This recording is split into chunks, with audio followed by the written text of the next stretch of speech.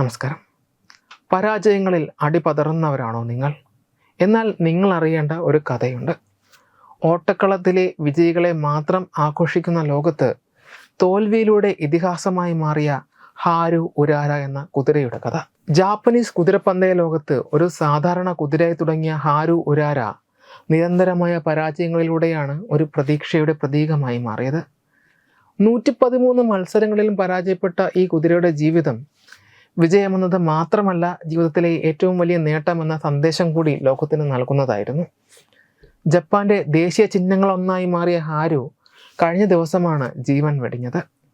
തൻ്റെ 29ാമത്തെ വയസ്സിൽ. കുതിരകളുടെ ആയുസ് മനുഷ്യരുമായി താരതമ്യപ്പെടുത്തിയാൽ വളരെ ദൈർഘ്യമുള്ളതായിരുന്നു ഹാരു ഉരാരുവിൻ്റെ ജീവിതം. ഒരു മനുഷ്യൻ 90 വയസ്സ് വരെ ജീവിക്കുന്നത് പോലെ ഒരു കാലയളവാണ് ഹാരു ജീവിച്ചതെന്ന് ജാപ്പനീസ് അധികൃതർ പറയുന്നു. 1996 ജപ്പാനിലെ ഒരു ചെറിയ കുതിരപ്പന്തയ കേന്ദ്രത്തിൽ ജനിച്ച ഹാരു ഉരാരയ്ക്ക് അന്ന് ആരും ഒരു ഭാവിയും പ്രവചിച്ചിരുന്നില്ല.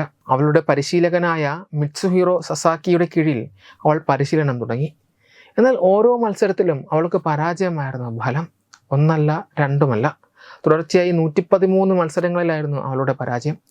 എന്നിട്ടും അവളുടെ പരിശീലകൻ അവളെ പന്തയങ്ങളിൽ നിന്ന് പിൻവലിക്കാൻ തയ്യാറായില്ല. കാരണം വിജയിക്കുവാനുള്ള കഴിവ് ഇല്ലായിരുന്നുവെങ്കിലും ഓരോ മത്സരത്തിലും അവൾ തൻ്റെ പരമാവധി പ്രകടനം കാഴ്ചവെച്ചിരുന്നു.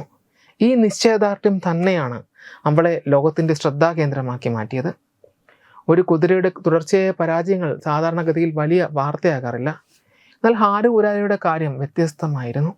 അവളുടെ ഓരോ പരാജയവും പ്രതീക്ഷയുടെ ഒരു പുതിയ അധ്യായമായിരുന്നു. ഓരോ മത്സരത്തിലും അവൾ അവസാന സ്ഥാനത്തെത്തുമ്പോൾ പോലും കാണികൾ അവൾക്ക് വേണ്ടി ആർത്തു വിളിച്ചു. അവളുടെ പരാജയങ്ങൾ ഒരു തമാശയായി മാറിയില്ല, മറിച്ച് ഒരു പോരാട്ടത്തിൻ്റെ കഥയായിരുന്നു. ആളുകൾ അവൾക്ക് ആരാധക ക്ലബ്ബുകൾ ഉണ്ടാക്കി. അവളോടുള്ള സ്നേഹം പ്രകടിപ്പിക്കുവാൻ ഹാരു ഉരാര എന്നു പേരുള്ള സാധനങ്ങൾ നിർമ്മിച്ചു. ജപ്പാനിലെ സാമ്പത്തിക മാന്ദ്യത്തിൻ്റെ കാലത്ത് ഈ കുതിരയുടെ കഥ ജനങ്ങൾക്ക് ഒരു പ്രതീക്ഷ നൽകി. ഹാരു ഉരാരയുടെ കഥ ഒരു സാധാരണ കായിക കഥയിൽ ഒതുങ്ങിയില്ല, അതൊരു സാംസ്കാരിക പ്രതിഭാസമായി മാറി. ആളുകൾ അവളിൽ സ്വന്തം ജീവിതത്തിൻ്റെ പ്രതിഫലനം കണ്ടു. ലക്ഷ്യത്തിലെത്തുവാൻ കഠിനാധ്വാനം ചെയ്യുന്ന സാധാരണക്കാരൻ്റെ പ്രതീകമായി അവൾ മാറി.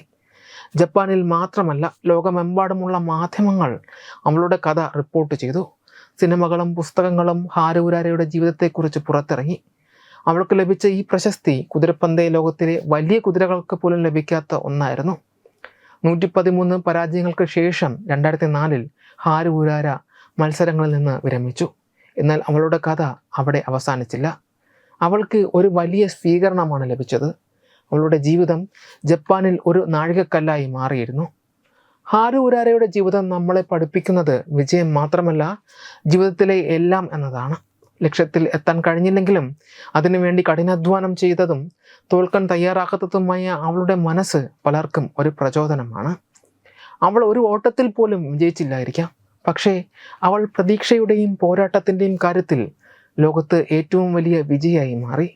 തുടർച്ചയായ 80ാം മത്സരവും തോറ്റത് മാധ്യമങ്ങളിൽ വാർത്തയായതോടെയാണ് ഹാരു ജപ്പാനിലുടനീളം പ്രശസ്തയായി മാറിയത്. ജീവിതത്തിൽ പരാജയപ്പെടുന്നത് ഒരു മോശം കാര്യമല്ലെന്നും ശ്രമം തുടരുന്നതാണ് മഹത്തായ കാര്യമെന്നുമുള്ള സന്ദേശം ഹാരു നൽകി.